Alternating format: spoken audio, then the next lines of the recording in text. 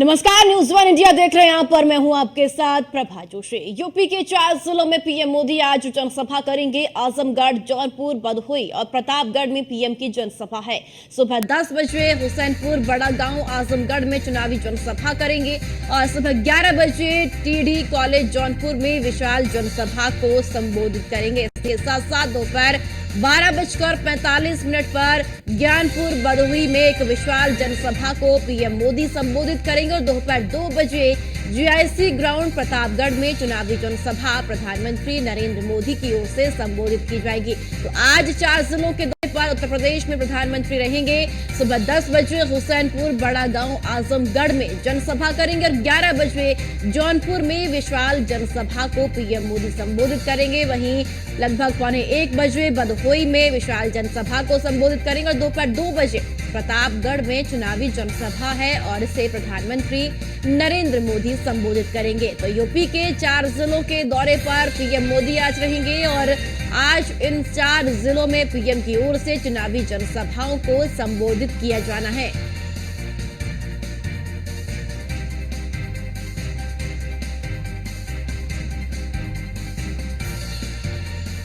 तो यूपी के 4 जिलों के दौरे पर पीएम मोदी आज रहेंगे। आपको बताते चले कि आजमगढ़, जौनपुर, भदोही, प्रतापगढ़ में आज प्रधानमंत्री एक बड़ी जनसभा को संबोधित करेंगे और भारतीय जनता पार्टी के प्रत्याशी के पक्ष में वोट की अपील भी प्रधानमंत्री नरेंद्र मोदी की ओर से आज इन चुनावी जनसभाओं के माध्यम से की जाएगी। इसी के साथ साथ आपको बताते चले कि आज का ये दौरा मुख्यमंत्री और साथ ही साथ प्रधानमंत्री नरेंद्र मोदी का बेहद ही महत्वपूर्ण है, क्योंकि आज प्रधानमंत्री नरेंद्र मोदी 4 जिलों के दौरे पर है। लाजमी है मुख्यमंत्री योगी आदित्यनाथ भी प्रधानमंत्री के साथ में मौजूद रहेंगे।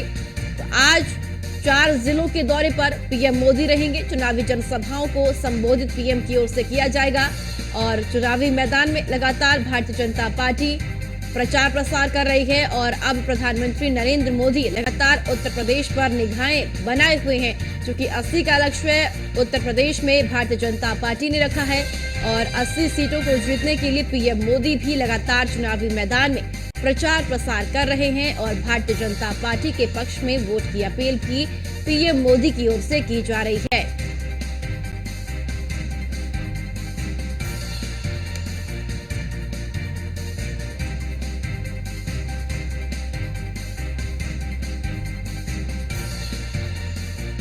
तो आज दोपहर 2 बजे जीआईसी ग्राउंड प्रतापगढ़ में चुनावी जनसभा है और इस चुनावी जनसभा को पीएम मोदी की ओर संबोधित किया जाएगा और साथ ही साथ पीएम के आगमन को लेकर भारतीय जनता पार्टी के कार्यकर्ताओं की ओर से तमाम तैयारियां इन 4 जिलों में की गई है और कहा यह जा रहा है कि बड़ी संख्या में आज भारतीय जनता पार्टी के कार्यकर्ता इस विशाल जनसभा में पहुंचेंगे प्रधानमंत्री नरेंद्र मोदी को सुनने के लिए और साथ ही साथ प्रधानमंत्री के आगमन को लेकर जिला प्रशासन की ओर से भी तमाम तैयारियां की गई है। सुरक्षा के लिहाज से भी कड़े इंतजाम प्रधानमंत्री ने किए हैं। तो सुबह 10 बजे हुसैनपुर, बड़ा गांव, आजमगढ़ में प्रधानमंत्री नरेंद्र मोदी की ओर से इस चुनावी जनसभा को संबोधित किया जाएगा।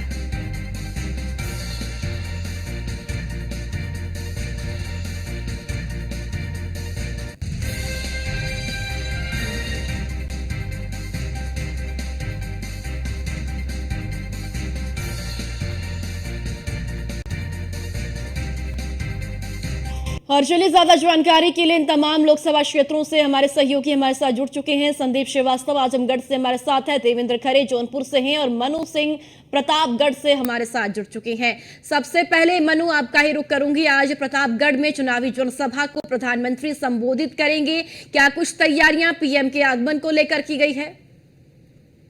हालांकि मैं आपको बता दें, जहाँ नरेंद्र मोदी आज विशाल जनसभा को संबोधित करेंगे तो उनकी तैयारियों की बात की जाए, जहाँ तैयारियों में लगातार जहां पीएम की सुरक्षा को लेकर एसपीजी, एनएसजी, कोबरा और ब्लैक कमांडो समेत भारी पुलिस बल के साथ लगातार लोगों की तलाशी ली जा रही है। घरों में तलाशी ली जा रही थी और छत पे लगातार स्पाइनर एनएसजी को लगा दिया गया है। जहां पुलिस लाइन में हेलीकॉप्टर जब प्रधानमंत्री का उतरेगा, जो 3 हेलीकॉप्टर पैड बनाए गए हैं, तो जहां साथ में ही मुख्यमंत्री भी रहेंगे, उनका अस्थायी हेलीपैड के ग्राउंड में बनाया गया है। उसके साथ ही जहां राष्ट्रीय अध्यक्ष जेपी नड्डा भी वह जनसभा में मौजूद रहेंगे। जी ठीक है मनु, फिर से लौटती हूँ आपके पास। देवेंद्र हमारे साथ है जौनपुर से। देवेंद्र, जौनपुर में भी एक चुनावी जनसभा को पीएम मोदी संबोधित करेंगे, क्या कुछ तैयारियां पीएम के आगमन को लेकर?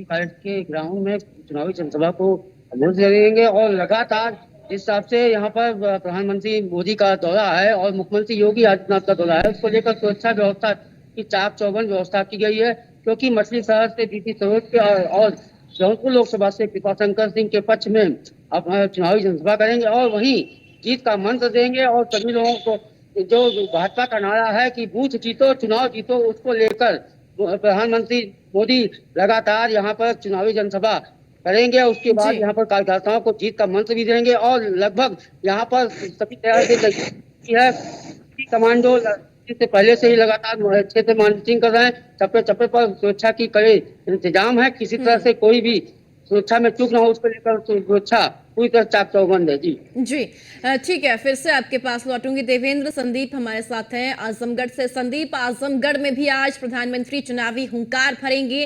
कितने प्रत्याशी आजमगढ़ लोकसभा सीट से चुनावी मैदान में है इस बार, और पीएम के आगमन को लेकर क्या तैयारियां आजमगढ़ में? मैं बता दूं कि तैयारी की अगर देखा जाए तो 4 दिन पहले से जहां भी प्रधानमंत्री का प्रोग्राम वहां से चाक चौबंद व्यवस्था कर ली गई है। एसपीजी और पुलिस, लोकल पुलिस की टीमें पूरे अगल बगल के लोगों का आधार कार्ड और सब चीजें उनके एक एक लोगों को चेक करी है। बाकी पूरा एरिया सील कर दिया गया है। पूरी पुलिस छावनी, कमांडो, एसपीजी सारे लोग लग गए हैं और एक एक चीज को बारीकी से तलाशी करके चेक किया गया है। संतुष्टि होने के बाद ही प्रोग्राम है, क्योंकि पीएम का देश के लोकप्रिय प्रधानमंत्री का आगमन आजमगढ़ में है और निजामाबाद तहसील के गंदुही में उनका प्रोग्राम है। जी बिल्कुल संदीप, अगर आजमगढ़ लोकसभा सीट का जिक्र करो तो सपा का गढ़ ये सीट मानी जाती है और यहां पर आज पीएम मोदी चुनावी मैदान में प्रचार प्रसार कर रहे हैं, जनसभा को कर रहे हैं। कितना असर पीएम की चुनावी रैली का लोकसभा चुनाव में आजमगढ़ लोकसभा क्षेत्र में पड़ेगा, ये भी बताइए। प्रभाव मैं बता दूं कि ये सही है कि ये आजमगढ़ हमेशा से सपा का गढ़ रहा है, लेकिन बनारस में मोदी जी चुनाव लड़ते हैं, यहीं से 100 किलोमीटर दोनों गोरखपुर में योगी जी चुनाव लड़ते हैं, दोनों जिलों के बीच में आजमगढ़ है। और कहीं न कहीं ये बातें उठती रहती हैं कि जब भी सत्ता के गलियारे में अगर जाना है तो पूर्वांचल जीतना है, यूपी जीतना है, और यूपी में आजमगढ़ सबसे महत्वपूर्ण जिला माना गया है।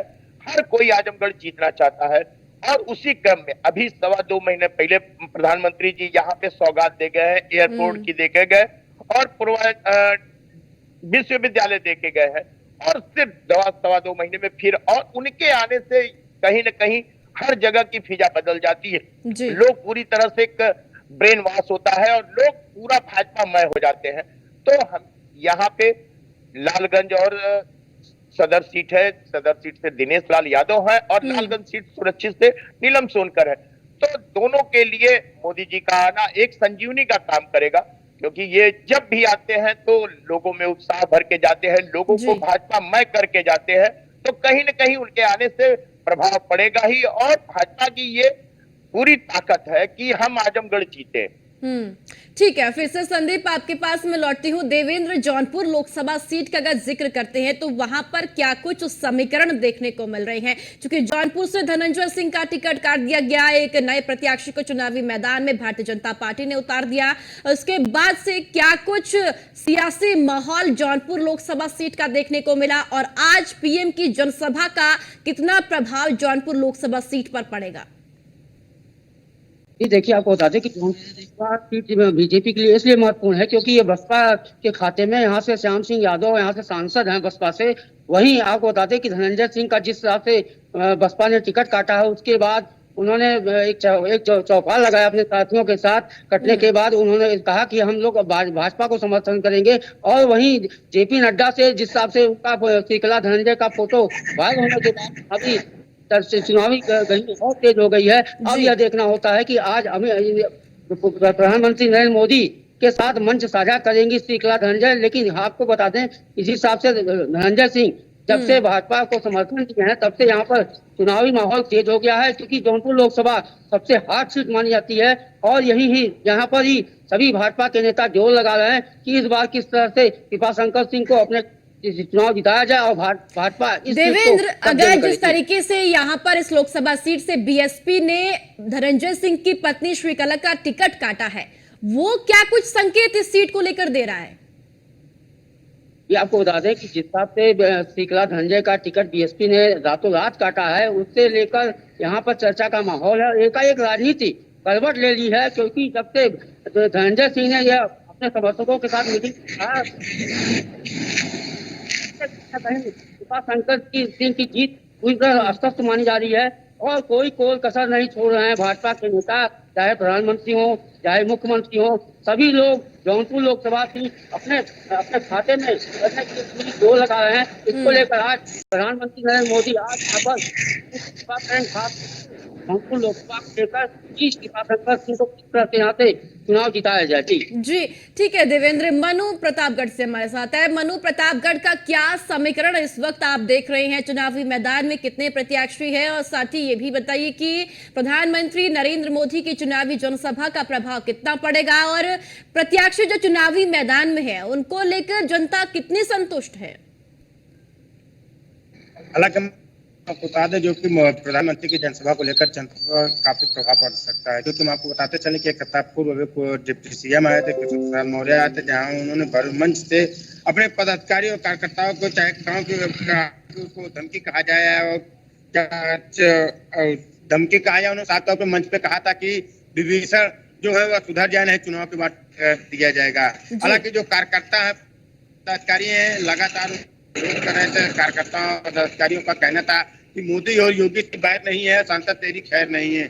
लगातार जहां प्रतापगढ़ के जो निवर्तमान सांसद हैं, भाजपा प्रत्याशी संगोलाल गुप्ता है, उनका लगातार विरोध चलता रहा है। वहीं कहीं ना कहीं बात की जाए आज प्रधानमंत्री का जो इस जनसभा को लेकर जनता में काफी प्रभाव पड़ सकता है। जी चलिए ठीक है मनु, शुक्रिया आपका। देवेंद्र, आपका भी बहुत बहुत शुक्रिया। संदीप, आपका भी बहुत बहुत शुक्रिया तमाम जानकारी साझा करने के लिए।